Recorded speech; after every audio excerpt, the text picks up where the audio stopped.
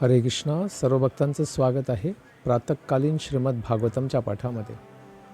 आज आपण श्रवण करूया अपराध केल्यानंतर काय करावे. खास करून महात्मा जनांचे अपराध झाल्यानंतर त्याचं क्षालन करण्यासाठी व्यक्तीने काय करावं हे आजच्या प्रसंगातनं श्रवण करूया. भगवान शिवजींच्या सैनिकांकडून पराभूत झालेले आणि त्रिशूळ, तलवार आदी त्यांच्याकडील शस्त्रांनी घायाळ झालेले यज्ञसभेतील सर्व ऋत्विज, इतर सदस्य आणि देव अत्यंत भयाक्रांत होऊन ब्रह्मदेवांकडे गेले. सर्व देवतांचे अधिपती ब्रह्मदेव आहेत आणि सर्व प्रजापतींचे अधिपतीसुद्धा ब्रह्मदेव आहेत. त्यामुळे सर्वजण ब्रह्माजींकडे गेले. ब्रह्मदेवांना सादर नमस्कार करून त्यांनी घडलेल्या घटनांचे सविस्तर वर्णन करून सांगण्यास प्रारंभ केला. भगवान ब्रह्मदेव आणि भगवान नारायण यांना दक्षाच्या यज्ञमंडपात अशा घटना घडतील हे पूर्वीच ज्ञात होते आणि हे सर्व आधीच जाणल्यामुळे ते यज्ञास गेले नव्हते. कारण ब्रह्माजींनी स्वतः हा अनुभव केला होता की शिवजींच्या प्रती दक्षाने अत्यंत अपराधात्मक भावना ठेवल्यामुळे पुढे दक्षाला समस्या येणार आहे. त्यामुळेच ब्रह्मदेवांनी भविष्याबद्दल ज्ञान असल्यामुळे तिथे यज्ञामध्ये भाग नाही घेतला. ब्रह्मदेवांनी जेव्हा यज्ञास उपस्थित असलेल्या देवगणांकडून व इतर सदस्यांकडून संपूर्ण वृत्त ऐकले तेव्हा त्यांनी उत्तर दिले, एका श्रेष्ठ पुरुषाची जर तुम्ही निंदा केली तर त्या योगे त्याच्या चरणकमळांचा अपराध केला तर यज्ञ आचरण करून तुम्हाला सुखप्राप्ती होऊ शकणार नाही. त्यामुळे तुमचे कधीच कल्याण होणार नाही. यज्ञाद्वारे भगवंतांची पूजा केली जाते, भगवंतांना प्रसन्न केलं जातं आणि अशा भगवंतांची शुद्ध भक्त असणारे शिवजी जर त्यांच्याप्रती आपण अपराध केला तर आपण कसे काय सुखी राहू शकू. यज्ञातील फलभाग ग्रहण करण्यापासून भगवान शिवजींना तुम्ही सर्वांनी वंचित केलेले आहे. खास करून तुमचा नायक असलेला प्रजापती दक्ष याने असा शापच दिला होता आणि म्हणून तुम्ही सर्व त्यांच्या चरणकमळांचे अपराधी आहात. तरीही तुम्ही मनात संकोच न बाळगता त्यांना शरण गेलात आणि त्यांच्या चरणकमळांवर नतमस्तक झालात तर ते तुमच्यावरती प्रसन्न होतील. ब्रह्माजी त्यांना निदान देत आहेत की आता तुम्ही जी चूक केलेली आहे तिला तुम्ही पुन्हा ठीक कसं करू शकता. तर ज्यांचा अपराध झाला आहे त्यांच्याच चरणकमलांवरती आश्रय घेतल्यानंतर तुम्हाला ते क्षमा करतील. कारण ते आशुतोष आहेत. आशु म्हणजे त्वरित आणि तोष म्हणजे संतुष्ट होणे. आपल्या भक्तांवरती आणि शरणागत झालेल्या जीवांवरती शिवजी लगेचच प्रसन्न होतात आणि त्यांना आशीर्वाद देत असतात. ब्रह्मदेव पुढे म्हणाले, भगवान शिव इतके सामर्थ्यशाली आहेत की ते आपल्या क्रोधाने सर्व ग्रहलोक त्यांच्या प्रमुख नियंत्यांसह क्षणार्धात नष्ट करू शकतात. कारण सृष्टीच्या आंशिक प्रलयामध्ये शिवजी आणि भगवान संकर्षण यांच्याद्वारे संपूर्ण ब्रह्मांडाला जाळून टाकले जाते. तर एवढी शक्ती शिवजींमध्ये आहे. कारण सर्व संहार करण्याची शक्ती ही शिवजींना प्राप्त आहे. तसेच भगवान शिवजी आता विशेष दुःखी आहेत. कारण आताच त्यांनी आपली प्रिय पत्नी गमाविली आहे आणि त्याच वेळी दक्षाच्या कठोर शब्दांनीही ते अत्यंत व्यथित झालेले आहेत. अशा परिस्थितीत तुम्ही सर्वांनी तत्काळ त्यांच्याकडे जाऊन त्यांची क्षमा मागणे हेच तुमच्यासाठी योग्य कर्म आहे.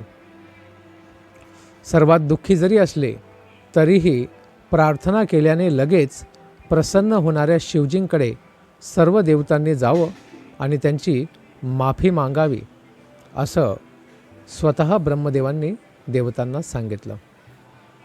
इंद्र, यज्ञसभेतील सर्व सदस्य, सर्व ऋषीमुनी किंवा इतर कोणी, आणि इतकेच काय तर मी स्वतः देखील भगवान शिवजींचे अपार सामर्थ्य जाणू शकत नाही. अशा परिस्थितीत त्यांच्या चरणकमळांशी अपराध करण्याचे साहस कोण करू शकेल? तर ब्रह्माजी सांगतायत की मी सुद्धा शिवजींचं पूर्ण महात्म्य जाणत नाही, त्यांचं अपार सामर्थ्य जाणू शकत नाही, तर तुम्ही देवता लोक आणि असुर लोक कसे समजू शकाल? अशा प्रकारे सर्व देवता, पितर आणि प्रजापतींना उपदेश दिल्यानंतर ब्रह्मदेवांनी त्या सर्वांना स्वतः समवेत घेतले आणि ते भगवान शंकरांच्या कैलास पर्वत नामाच्या धामाकडे निघाले.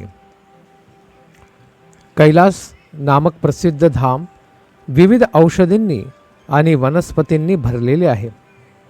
तसेच वैदिक मंत्रांनी आणि योगाभ्यासाने पवित्रही झालेले आहे.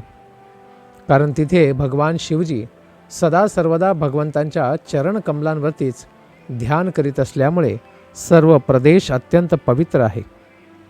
अशा रीतीने तेथील निवासी जन्मानेच देवता असून त्यांच्याकडे सर्व योगसिद्धीही आहेत. त्यांच्या व्यतिरिक्त किन्नर आणि गंधर्व नामक इतर मनुष्य मात्रसुद्धा तेथे अप्सरा नामक आपल्या लावण्यवती भार्यांसमेत पत्नींसमवेत निवास करीत असतात. सर्व प्रकारची मौल्यवान रत्ने आणि खनिज धातू यांनी भरलेली, तसेच विविध प्रकारचे मौल्यवान वृक्ष, लता आणि झुडुपे आदींनी वेढलेली अनेक शिखरे कैलासावर आहेत. कैलास पर्वताच्या शिखरावर विभिन्न जातींची हरणे क्रीडा करीत असल्यामुळे ते शिखर अधिकच रमणीय झालेले आहे. कैलासावर अनेक धबधबे आहेत आणि तेथील पर्वतांमध्ये सुंदर अशा पुष्कळ गुहा आहेत. त्या गुहांमध्ये सिद्ध पुरुषांच्या लावण्यवती भार्यांचा निवास आढळतो. कैलास पर्वतावर नेहमी मोरांचा मधुर कैकारव आणि उन्मत्त भ्रमरांचा गुंजारव असतो. तेथे कोकिळा सतत गायन करीत असतात आणि इतर पक्षी एकमेकांमध्ये कुजबुज करीत असतात. सरळ रेषेत वाढणाऱ्या शाखा असणारे अनेक उंच उंच वृक्ष तेथे असून ते आपल्या शाखांनी सुंदर पक्ष्यांना साद घालीत आहेत असंच वाटते. आणि हत्तींचे कळप पर्वत शिखरांमधून मार्गाक्रमण करतात तेव्हा कैलास पर्वतही त्यांच्या समवेत भ्रमण करीत असल्याप्रमाणे दिसतो. धबधबे जेव्हा ध्वनी निर्माण करतात तेव्हा त्यांच्या जोडीने कैलास पर्वतही ध्वनी निर्माण करीत असल्यासारखं वाटत असतं. संपूर्ण कैलास विविध प्रकारच्या वृक्षांनी सुशोभित झालेला आहे आणि त्यांपैकी काही वृक्ष खालीलप्रमाणे: मंदार, पारिजात, सरल, तमाल, ताल, कोविदार, आसन, अर्जुन, आम्रजाती अर्थात आंबा, कदंब, धूली कदंब, नाग, पुन्नाग, चंपक, पाटल, अशोक, बकुळ, कुंद आणि कुर्बक अशा पद्धतीचे सुंदर सुंदर वृक्ष आहेत. संपूर्ण पर्वत अशा सुंदर वृक्षांनी नटलेला आहे आणि हे सर्व वृक्ष सुगंधी फुलं निर्माण करीत असतात. स्वर्ण वर्णाची कमले, दालचिनी, मालती, कुब्ज, मल्लिका आणि माधवी अशी पर्वत शोभायमान करणारी इतरही अनेक झाडे तेथे आहेत. कत, जुलर, फणस, औदुंबर, वटवृक्ष, प्लक्ष, न्यग्रोध आणि हिंग देणारे वृक्ष इत्यादी वृक्षांनी कैलास पर्वत अत्यंत सुशोभित झालेला आहे. तसेच तेथे सुपारी, भूर्जपत्र, राजपूग, जांभळी आणि तत्सम इतरही अनेक वृक्ष आहेत. त्याचबरोबर तेथे आम्रवृक्ष, प्रियाल, मधुक आणि इंगुद असे इतरही वृक्ष आहेत. या व्यतिरिक्त कैलास पर्वताची शोभा वाढविणारे पोकळ बांबू, ज्याला कीचक म्हणतात, भरीव बांबू आणि बांबूच्या इतर प्रजाती असे अनेक वृक्षही आहेत. तसेच कैलास पर्वतावर कुमुद, उत्पल आणि शतपत्र यांसारखी विविध प्रकारची कमळे आढळतात. तेथील वन एका सुशोभित उद्यानाप्रमाणे भासते आणि लहान सरोवरे मधुर कूजन करणाऱ्या अनेक प्रकारच्या पक्ष्यांनी नटलेली आहेत. तेथे हरिण, वानर, डुक्कर, सिंह, रिक्ष, शल्यक, रानगाय, शरभ, वाघ, काळवीट, म्हैस आणि तत्सम इतर विभिन्न प्रकारचे प्राणी आढळतात आणि ते सर्व आपल्या जीवनाचा पुरेपूर आनंद उपभोगण्यात मग्न असतात. तेथे कर्णार्त्र, एकपद, आश्वास्य, वृक आणि कस्तुरी मृग यांसारख्या हरिणांच्या अनेक जाती आहेत. हरिणांव्यतिरिक्त तेथे अनेक प्रकारची केळीची झाडे आहेत आणि 30 पर्वताच्या पायथ्याशी असणाऱ्या लहान लहान तलावांची शोभा वाढवित असतात. तिथे विशेष पवित्र असा एक अलकनंदा नामक तलाव असून त्यात सती देवी स्नान करीत असे.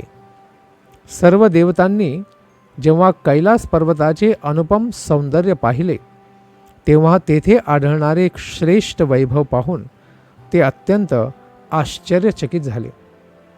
जरी देवतांच्या लोकांमध्ये अत्यंत सुंदर अशा गोष्टी आहेत, तरीही कैलासची सुंदरता पाहून स्वतः देवतासुद्धा मोहित झाले.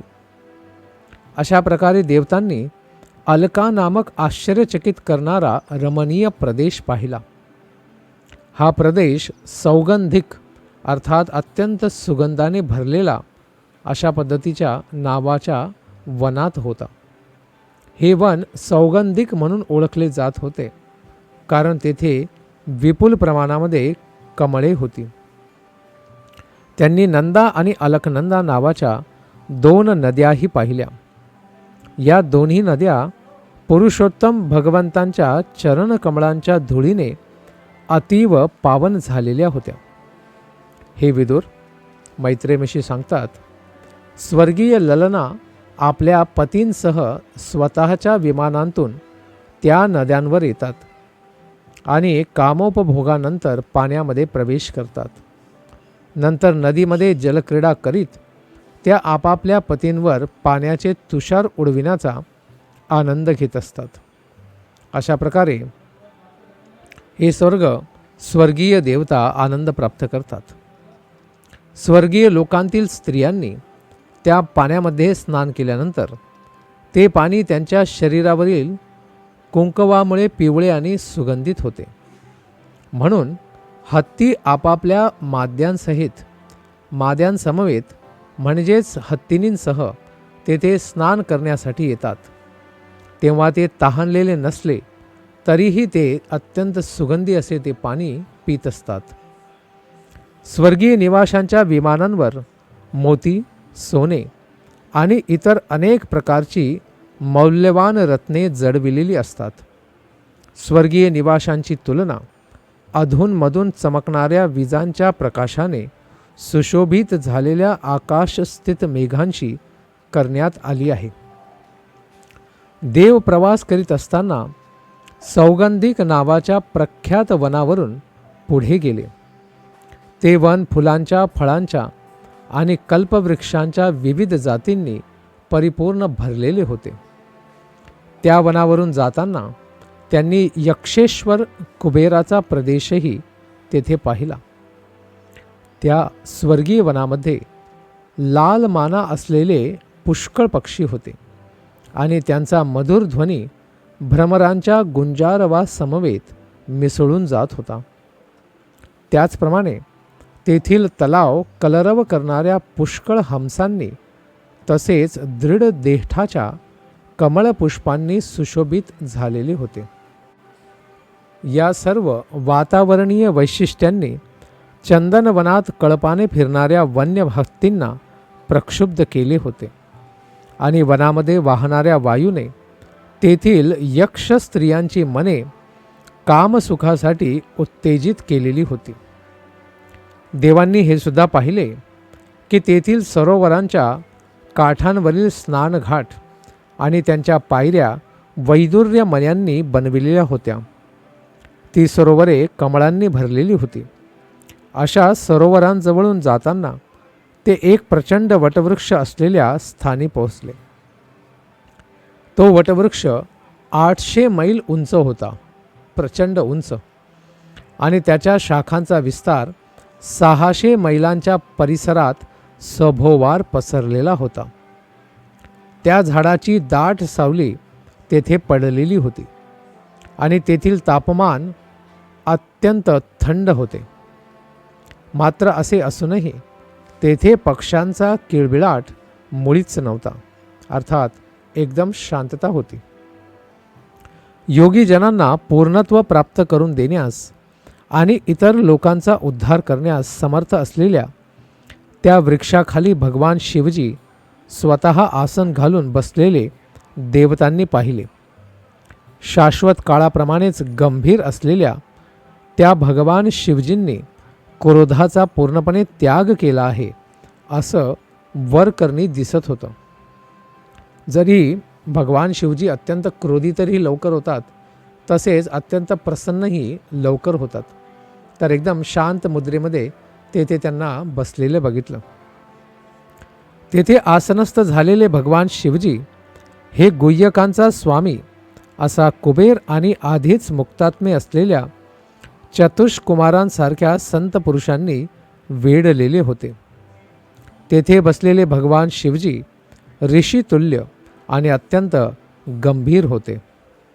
इंद्रिये, ज्ञान, सकाम कर्मे आणि पूर्णत्व प्राप्तीच्या मार्गाचे स्वामी म्हणून भगवान शिव आपल्या पूर्णावस्थेत स्थित असल्याचे देवांनी त्यांना पाहिले. ते अखिल जगताचे मित्र होते आणि सर्वांवरील त्यांच्या पूर्ण प्रेमामुळे ते सर्वांसाठीच अतिशय मंगलदायक होते. ते मृगचर्मावर बसलेले होते आणि तपश्चर्येच्या सर्व प्रकारांचा अभ्यास करीत होते. त्यांनी भस्म लावलेले असल्यामुळे ते संध्यासमयीच्या मेघाप्रमाणे दिसत होते. त्यांच्या जटांवर अर्धचंद्राचे चिन्हही होते, त्यामुळेच त्यांना चंद्रमौली म्हणतात. ते एका दर्भासनावर बसलेले होते. दर्भघासापासून बनलेल्या आसनावर स्थित होते आणि महर्षी नारदांसह उपस्थित सर्वांशी बोलत होते. विशेषत्वाने नारदांशी ते परमसत्याविषयी चर्चा करीत होते. भगवान शिवजींचा डावा पाय उजव्या मांडीवरती होता आणि डावा हात डाव्या मांडीवरती होता. आपल्या उजव्या हातात त्यांनी रुद्राक्षमाळा धारण केलेली होती. बसण्याच्या या स्थितीलाच वीरासन असे म्हणतात. ते वीरासनामध्ये बसले होते आणि त्यांनी तर्कमुद्रा धारण केली होती, कारण ते शास्त्रार्थ चर्चा करीत होते नारद मुनींबरोबर. इंद्रप्रमुख अशा सर्व देवतांनी आणि ऋषींनी हात जोडून भगवान शिवजींना वंदन केले. भगवान शिवजींनी केशरी वस्त्रे धारण केलेली होती आणि ते समाधीमध्ये मग्न होते.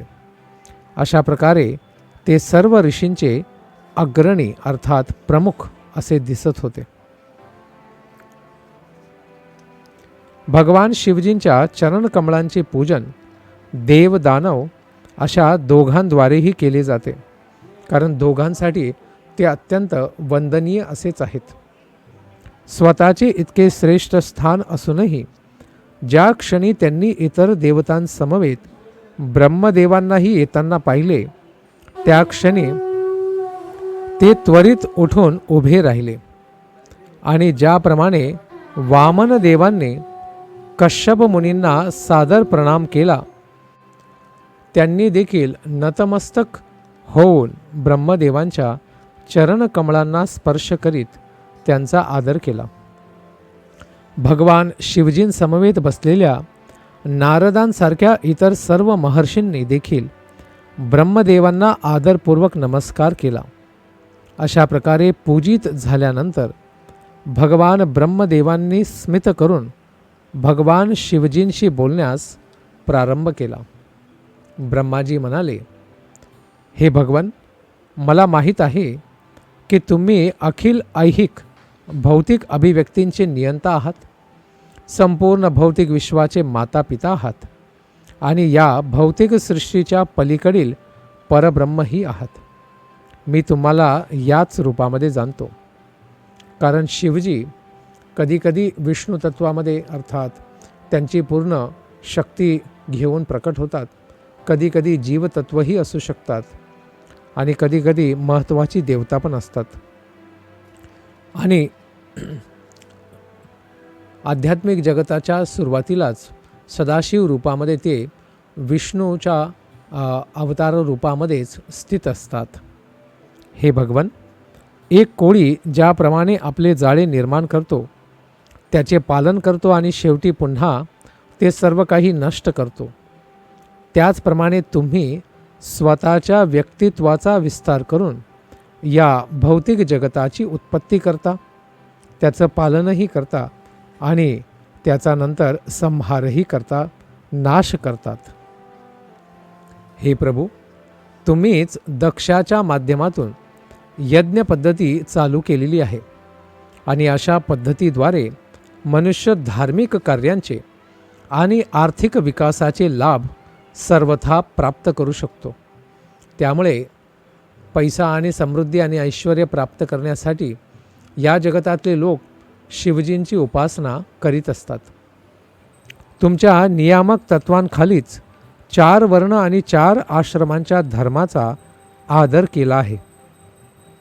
म्हणून या वर्णाश्रम पद्धतीचे काटेकोरपणे पालन करण्याचे व्रत ब्राह्मणांद्वारे स्वीकारले जाते. हे परममंगलमय प्रभू, शुभ कार्यांचे आचरण करणाऱ्यांसाठी गंतव्यस्थाने म्हणून तुम्हीच स्वर्गलोक, आध्यात्मिक वैकुंठ लोक आणि निराकार ब्रह्मज्योती ही स्थाने निश्चित केलेली आहेत. त्याचप्रमाणे उर्वरित दुराचारी लोकांसाठी तुम्हीच अतिशय भयंकर आणि दुस्सह असे विविध प्रकारचे नरकलोकसुद्धा निश्चित केलेले आहेत.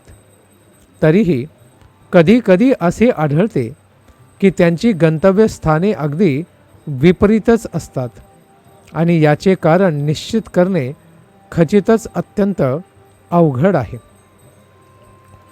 हे प्रभू, ज्या भक्तांनी आपले जीवन सर्वतोभावे तुमच्या चरणकमळांशी समर्पित केले आहे, ते प्रत्येक जीवमात्राच्या ठायी परमात्म्याच्या रूपामध्ये तुमची उपस्थिती निश्चितपणे पाहतात आणि म्हणून ते एका जीवमात्रास दुसऱ्याहून भिन्न समजत नाहीत. असे भक्त सर्व जीवांना समभावाने वागवितात. भिन्नत्वाकडून किंवा भिन्नत्वा वाचून काहीही पाहू न शकणाऱ्या पशुप्राण्यांप्रमाणेच ते कधीही क्रोधाने भारावून जात नाही.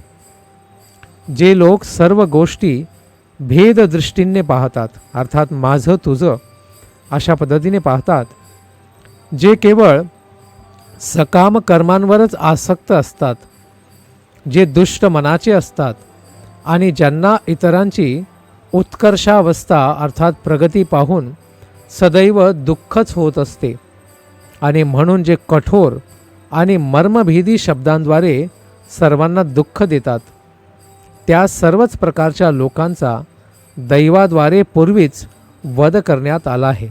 आणि खास करून जो दक्ष आपल्याप्रती अत्यंत द्वेष आणि मत्सर ठेवत होता, त्याचाही आपल्या शक्तीने नाश करण्यात आलेला आहे. अशा प्रकारे तुमच्यासारख्या श्रेष्ठ पुरुषाने पुन्हा त्यांची हत्या करण्याची आवश्यकताच नाही. अर्थात दक्षसारखा व्यक्ती तर स्वतःच्या कुकर्मी आणि त्या पद्धतीच्या बुद्धीद्वारे स्वतःचा नाश स्वतःच करीत असताना त्याला मारण्याची तर काय गरज आहे. हे प्रभू, अगोदरच परम भगवंतांच्या दुर्लंघ्य मायाशक्तीने भ्रमित झालेल्या भौतिकवाद्यांनी एखाद्या ठिकाणी जरी कधी अपराध केला तरी साधू पुरुष आपल्या करुणेमुळे त्यांचे अपराध गांभीर्याने घेत नाही. ते मायाशक्तीने पूर्णपणे नियंत्रित असल्यामुळेच अपराध करतात याची साधू पुरुषाला जाणीव असते आणि म्हणून तो त्यांचा प्रतिकार करण्यासाठी आपले शौर्य दाखवित नाही.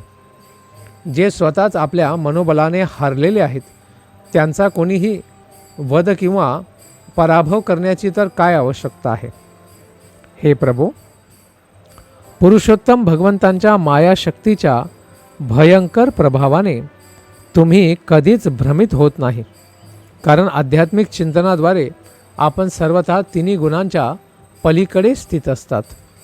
म्हणूनच तुम्ही सर्वज्ञ आहात आणि त्याच मायाशक्तीने गोंधळून गेलेल्या आणि सकाम कर्मांमध्ये अत्यधिक आसक्त असणाऱ्या लोकांवरती तुम्ही करुणामय होऊन अत्यंत दया करावी हीच आम्ही आपल्या चरणांप्रती प्रार्थना करीत आहोत.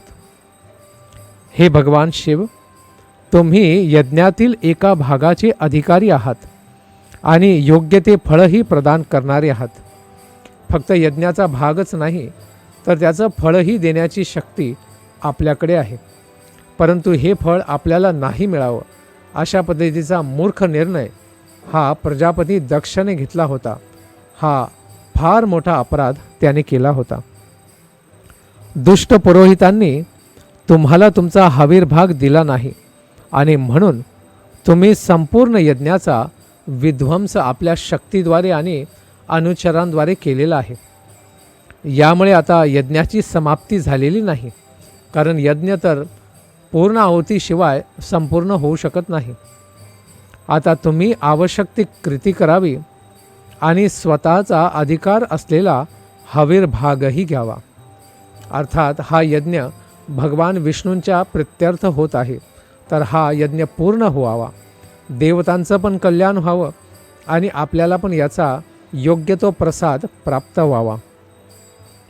हे भगवान, आपल्या कृपेने यज्ञ करता दक्ष पुन्हा जिवंत व्हावा, कारण तो प्रजापती म्हणून मी त्याला नियुक्त केलेला आहे आणि प्रजापतीच राहिला नाही तर यज्ञ कसा पूर्ण होईल आणि जगताचं कल्याणही कसं होऊ शकेल. भगदेव याला पुन्हा नेत्र मिळावे, कारण त्याचे नेत्र काढून घेतले गेलेत. भृगु ऋषी जे ब्रह्मांडातील सर्व ऋषी मुनींचे अधिपती आहेत, त्यांच्या मिशा उपटल्या गेल्या, त्या मिशा पुन्हा याव्यात आणि पूष देवाच्या दातांना तोडलं गेलं, त्या दातांची पूर्ववत वाढ व्हावी. हे भगवान शिवजी, तुमच्या सैनिकांनी ज्या देवतांचे आणि पुरोहितांचे अवयव तोडलेले आहेत त्यांच्या सर्व दुखापती आपल्या कृपेने बऱ्या व्हाव्यात. अशा पद्धतीने ब्रह्माजीने सर्व देवतांच्या कल्याणासाठी शिवजींसमोर प्रार्थना केली. हे यज्ञविंसक शिवजी, कृपया तुमच्या यज्ञातील भागाला आपण ग्रहण करा आणि तुमच्याच कृपेने आज हा यज्ञ पूर्णत्वास जाऊ द्या, कारण यज्ञवै विष्णू, यज्ञच साक्षात विष्णू आहे आणि यज्ञ केल्याने सर्व जीवमात्रांचं कल्याण हे साध्य केलं जाऊ शकतं. त्यामुळे असा हा यज्ञ दक्षाचा मृत्यू आणि देवतांची धुलाई याच्यामुळे अपूर्ण राहिलेला आहे, तर तो पूर्ण व्हावा आणि आपणही त्याचा भाग घेऊन प्रसन्न व्हावं आणि भगवान विष्णूंना प्रसन्न करून सर्व देवता आणि जीव या जगतामध्ये आनंदी शांती प्राप्त करोत, यासाठी ब्रह्मदेवांनी शिवजींसमोर प्रार्थना केली. या प्रार्थनेला शिवजी कसा प्रतिसाद देता याचं श्रवण करूया उद्याच्या येणाऱ्या सत्रामध्ये. धन्यवाद. हरे कृष्ण.